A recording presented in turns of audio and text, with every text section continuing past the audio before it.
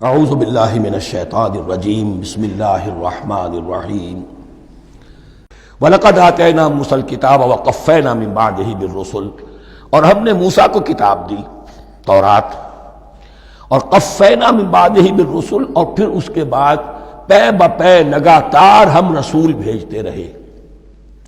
ایک بات نوٹ کر لیجئے گا، لفظ رسول اور لفظ نبی میں کچھ فرق ہے، اس وقت تفصیل میں جانے کا موقع نہیں ہے، لیکن یہ تین جوڑے الفاظ کے ایسے ہیں قرآن مجید کی اصطلاحات کے کہ وہ تینوں مترادف کے طور پر بھی استعمال ہو جاتے ہیں اور علیحدہ علیحدہ اپنا مفہوم بھی رکھتے ہیں۔ اور اس کا ایک اصول یہ علماء نے بنایا ہے کہ اذا اجتمع تفرقا واذا تفرقا اجتمع۔ ایک ہے ایمان اور اسلام، اب یہ بھی مسلم مومن ایک ہی شے ہے، لیکن یہ کہ ایک شے تو نہیں ہے، کچھ فرق بھی ہے۔ کہیں جہاں ان دونوں الفاظ کو لایا جائے گا بالمقابل تو فرق نظر آ جائے گا، لیکن عام طور پر مسلم کی جگہ مومن، مومن کی جگہ مسلم استعمال ہو جائے گا۔ call the rose by any name it will smell as sweet۔ اس طرح جہاد اور قتال کا معاملہ ہے، دو الفاظ ہیں، مختلف ہیں، مفہوم جدا بھی ہے لیکن ایک دوسرے کی جگہ آ بھی جائیں گے۔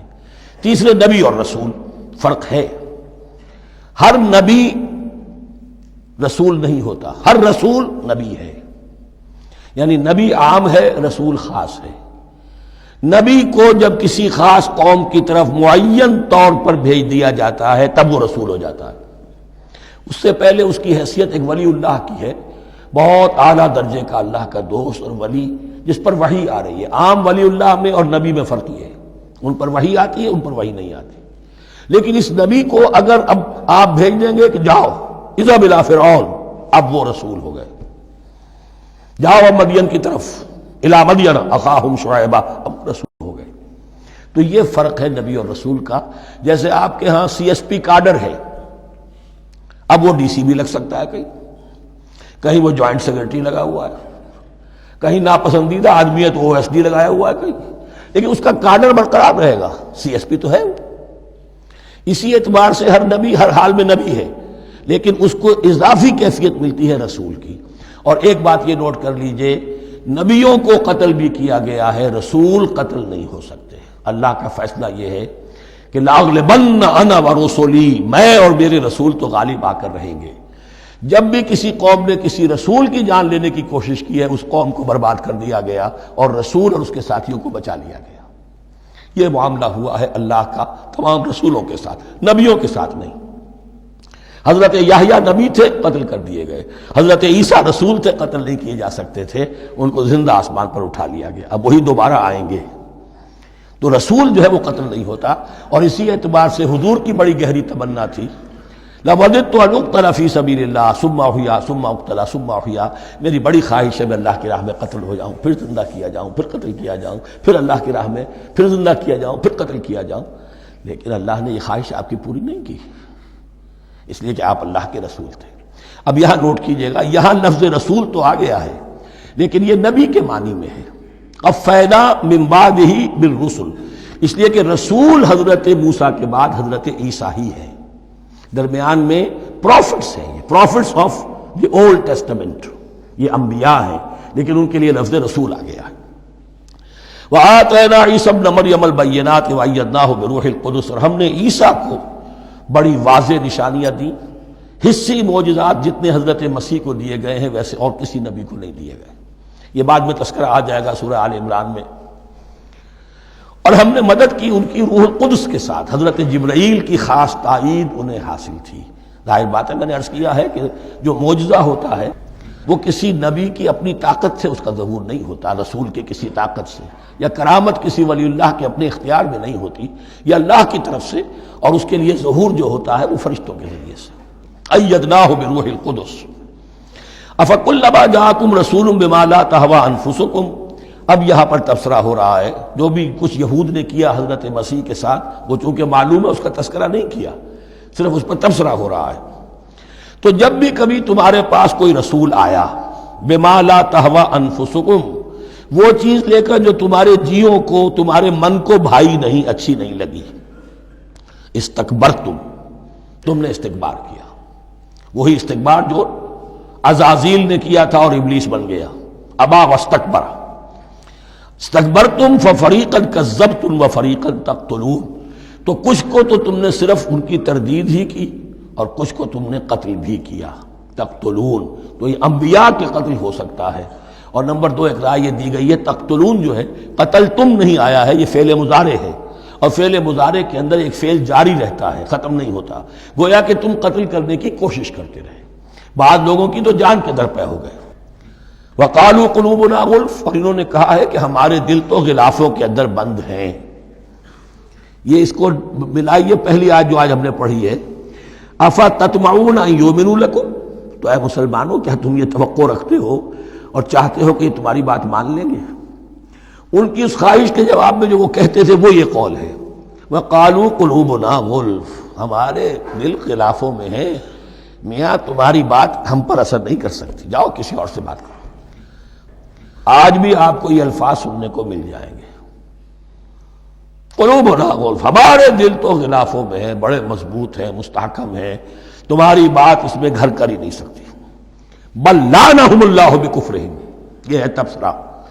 جس کو یہ کہہ رہے ہیں کہ ہمارے دل محفوظ ہیں اور غلافوں میں ہیں، حقیقت میں تو ان پر لعنت ہو چکی ہے اللہ کی طرف سے ان کے کفر کی وجہ سے. فقلیلا ما یؤمنون، تو واقعتاً اب کم ہی ہوں گے ان میں سے جو ایمان لائیں گے. وَلَمَّا جَاءَهُمْ كِتَابٌ مِّنْ اللَّهِ مُصَدِّقٌ لِّمَا مَعَهُمْ، اب یہاں پر ذکر ہو رہا ہے خود حضور صلی اللہ علیہ وسلم کا.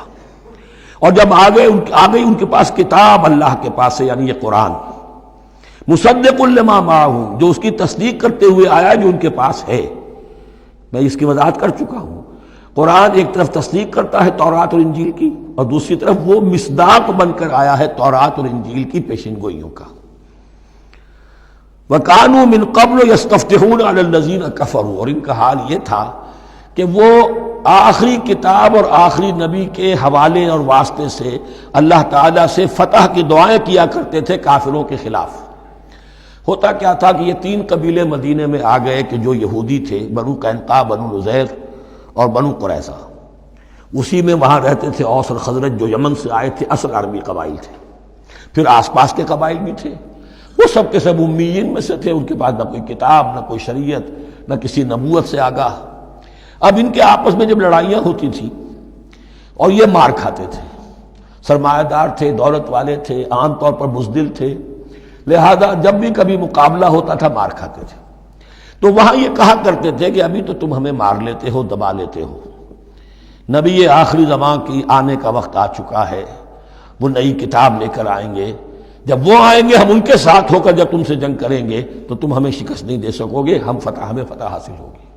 اور دعا کیا کرتے تھے اللہ اس نبی آخر الزمان کا ظہور جلد ہو تاکہ اس کے واسطے سے اور اس کے ذریعے سے اس کے صدقے ہمیں فتح مل سکے. یہ دعائیں تھیں. چونکہ خزرج اور اوس کے لوگوں نے ان کی یہ دعائیں سنی ہوئی تھیں. یہی وجہ ہے کہ حج میں سن 11 نبوی کے حج میں یا سن 10 نبوی کے حج میں جب وہاں پر 6 آدمیوں سے حضور نے بات کی جو خزرج کے تھے، سب کے سب انہوں نے کلنکھیوں سے ایک دوسرے کو دیکھا، معلوم ہوتا ہے یہ وہی نبی ہے جن کا ذکر یہ یہودی کرتے ہیں.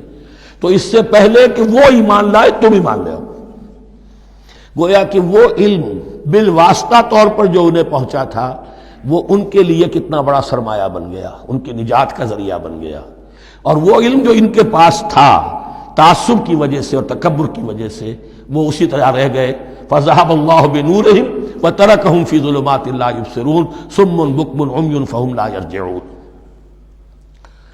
وَلَمَّا جَاءَهُمْ كِتَابٌ مِّنْ عِندِ اللَّهِ مُصَدِّقٌ لِّمَا مَعَهُمْ وَكَانُوا مِن قَبْلُ يَسْتَفْتِحُونَ عَلَى الَّذِينَ كَفَرُوا فَلَمَّا جَاءَهُم مَّا عَرَفُوا كَفَرُوا، تو جب ان کے پاس آ گئے وہ چیز جسے انہوں نے پہچان لیا پھر انہوں نے کفر کیا.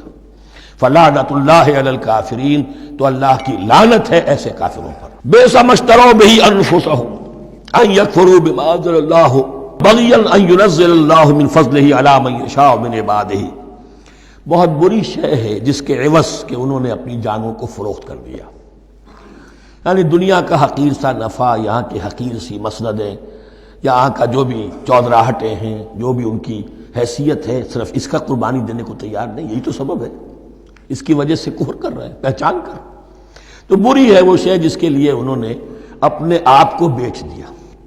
ان یکفروا، کہ وہ کفر کر رہے ہیں اس وجہ سے بما انزل اللہ بغیا، جو اللہ نے نازل فرمایا ہے. اور کفر کیوں کر رہے ہیں؟ اس زدم زدہ میں ان ينزل اللہ من فضلہ علی من یشاء من عبادہ، کہ اللہ تعالیٰ نے نازل کر دیا ہے اپنے اس فضل میں سے اپنے بندوں میں سے جس پر چاہا۔ وہ اس امید میں تھے کہ وہ اسرائیلی ہی ہوگا۔ جب 1400 برس تک نبوت ہمارے پاس رہی، اب فترت کا زمانہ ہے، 600 برس گزر گئے، اب آخری نبی آنا ہے، ان کو گمان یہ تھا وہ ہم میں سے ہی ہوگا۔ یہاں یہ ہوا کہ یہ رحمت اللہ کی اور یہ فضل جو ہے بنی اسماعیل پر ہو گیا۔ اس کی وجہ سے زدم زدہ بغین، اس بغین کے لفظ کو اچھی طرح نوٹ کر لیجئے، یہ اختلاف جو ہوتا ہے دین میں اس کا اصل سبب یہ بغین کا لفظ آئے گا بار بار قرآن مجید میں۔ یہ بغین کیا ہے؟ جس سے عہد حاضر کے ایک خاص جو مکتب فکر ہے سائیکالوجی کا، ایڈلر کا، اس میں یہ قرار دیا گیا ہے کہ انسان کے جو موٹیوز ہیں، جو اس کا انسٹنکٹس ہیں، ان میں ایک بہت پاورفل موٹیو جو ہے to dominate, urge to dominate. میں اس کی بات کیوں مانوں، یہ کیوں نہ میری مانے، یہ ڈومینیشن۔ تو بغین، بغیا کے معنی بھی ہے حد سے بڑھنا، تجاوز کرنا۔ تو وہ اپنی حد سے بڑھ کر دوسروں کے اوپر روب گانٹھنے کے لیے یہ سارا انہوں نے کیا، اس وجہ سے کہ بنی اسماعیل کے ایک شخص محمد صلی اللہ علیہ وسلم پر اللہ تعالیٰ نے یہ رحمت نازل فرما دی۔ فباؤوا بغضب علی غضب، تو وہ لوٹے غضب پر غضب لے کر، یعنی تہ بر تہ غضب ہے ان پر اللہ تعالیٰ کا۔ وَلِلْكَافِرِينَ عَذَابٌ مُّهِينٌ، اور ایسے کافروں کے لیے اہانت آمیز، مہین اہانت سے بنا ہے، اہانت آمیز عذاب ہے۔ وَإِذَا قِيلَ لَهُمْ آمِنُوا بِمَا أَنزَلَ اللَّهُ، اور جب ان سے کہا جاتا ایمان لاؤ اس پر جو اللہ نے نازل فرمایا، قَالُوا نُؤْمِنُ بِمَا أُنزِلَ عَلَيْنَا، ہم ایمان رکھتے ہیں اس پر جو ہم پر نازل ہوا۔ وَيَكْفُرُونَ بِمَا وَرَاءَهُ، اور وہ کفر کر رہے ہیں جو اس کے پیچھے ہے۔ انہوں نے انجیل کا کفر کیا، حضرت مسیح کو نہیں مانا۔ انہوں نے محمد کا کفر کیا ہے صلی اللہ علیہ وسلم، اور قرآن کو نہیں مانا۔ وَهُوَ الْحَقُّ مُصَدِّقًا لِمَا مَعَهُمْ، اور وہ کفر کر رہے ہیں حالانکہ وہ حق ہے، سچ ہے، درست ہے، اور تصدیق کرتے ہوئے آیا ہے اس کی جو ان کے پاس ہے۔ قل، اے نبی ان سے کہیے، فَلِمَ تَقْتُلُونَ أَنبِيَاءَ اللَّهِ، یہاں وہ لفظ واضح ہو گیا، تو پھر کیوں تم قتل کرتے رہے ہو اللہ کے نبیوں کو، من قبل، اس سے پہلے۔ ایسے ہی حق پرست ہو، ایسے ہی جو کچھ تم پر نازل کیا گیا اس پر ایمان رکھنے والے ہو، تو تم نے نبیوں کو کیوں قتل کیا؟ تم نے زکریا کو کیوں قتل کیا علیہ الصلوۃ والسلام؟ تم نے یحییٰ کو کیوں قتل کیا علیہ الصلوۃ والسلام؟ تمہارے تو ہاتھ جو ہے نبیوں کے خون سے آلودہ ہیں۔ فَلِمَ تَقْتُلُونَ أَنبِيَاءَ اللَّهِ مِن قَبْلِ إِن كُنتُم مُّؤْمِنِينَ، اگر واقعتاً تم ایمان والے ہو۔ صدق اللہ العظیم۔